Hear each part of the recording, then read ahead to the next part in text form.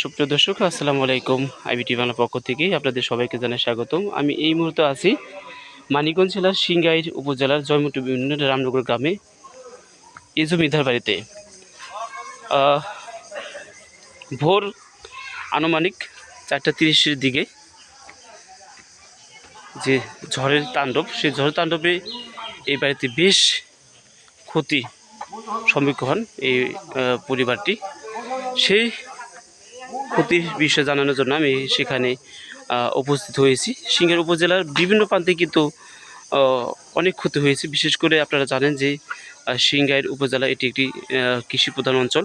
সেখান থেকেই বিভিন্ন শাকসবজি ঢাকা থেকে এবং বিভিন্ন জায়গায় কিন্তু যেয়ে থাকে।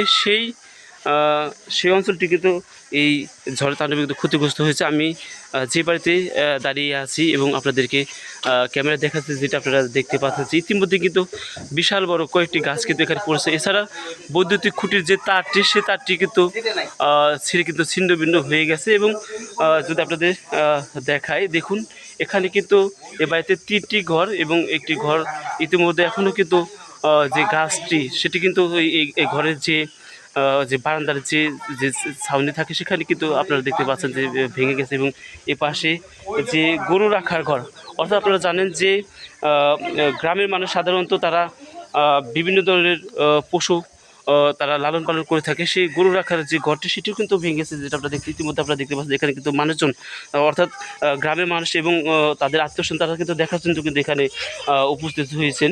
এবং বেশ ক্ষতির সম্মুখীন হয়েছে এই পরিবারটি। যদি আপনাদের একটু দেখাই, দেখুন